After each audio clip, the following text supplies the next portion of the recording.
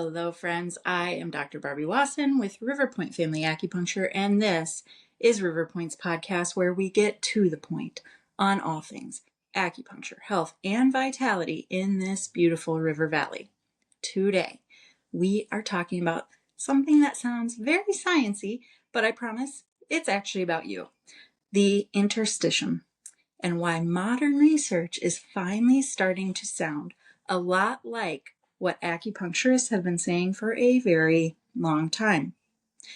For years, acupuncturists have been talking about the body as one connected system, a web of communication, a network where tension, inflammation, stress, injury, circulation, and organ function all influence each other. Not one part is disconnected from another. And for years, a lot of people heard that and thought, okay, sure, sounds nice, but where's the proof? Then science started studying the interstitium. Suddenly, everyone got very interested in connective tissue. So what is the interstitium in normal human language? Well, you can think of that as a body-wide, spongy, fluid-filled layer that lives between structures, between organs, between muscle layers, around vessels.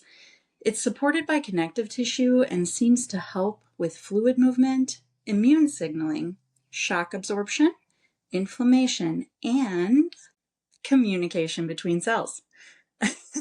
If that sounds suspiciously like the interconnected network acupuncturists and Chinese medicine have been talking about for a couple of thousands of years, you're not wrong.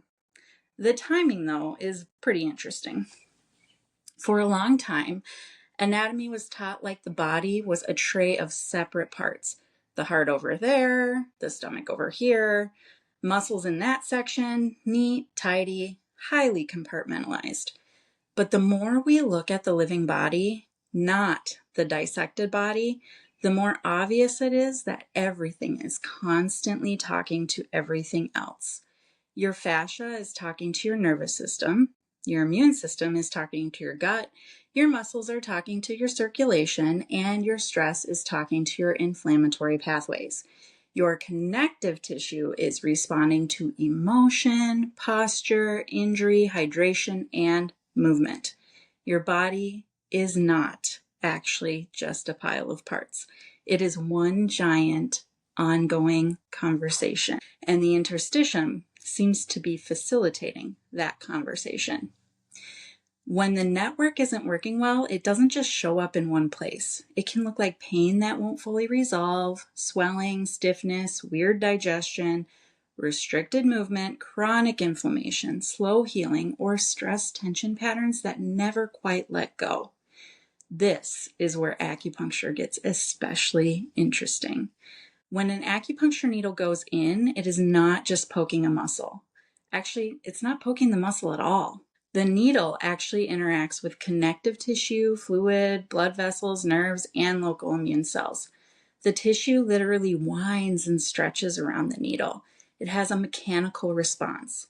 That local response sends signals through the broader network. So instead of thinking this point is for neck pain, it's often more accurate to think this point is talking to a pathway that the neck pain and digestion share, or this point is influencing both local tissue and the nervous system that's wired into it. That's why you might come in saying, I can't move my neck, and a few treatments later, you're also saying, my digestion is better, my anxiety calmed down, I'm finally sleeping, my headaches stop, and my whole body just feels different.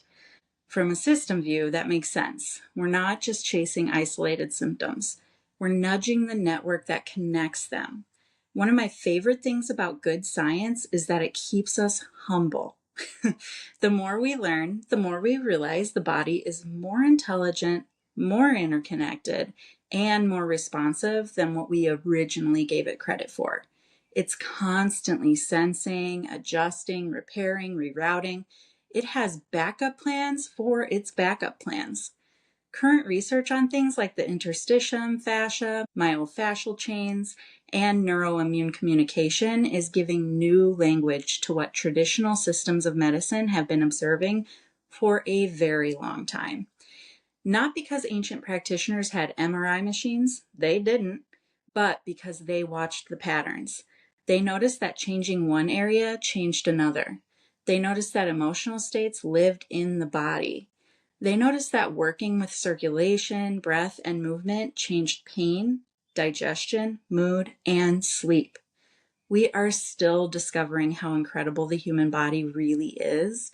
That should feel hopeful, not intimidating, especially if you are trying to heal. Because the more we understand our body as a connected network, the more options we have to change the conversation it's having with itself, and to help that conversation move from stuck and inflamed toward regulated and responsive.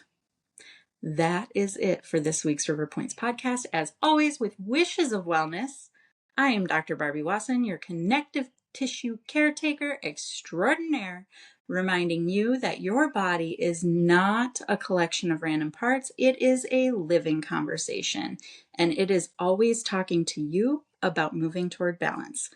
Are you listening?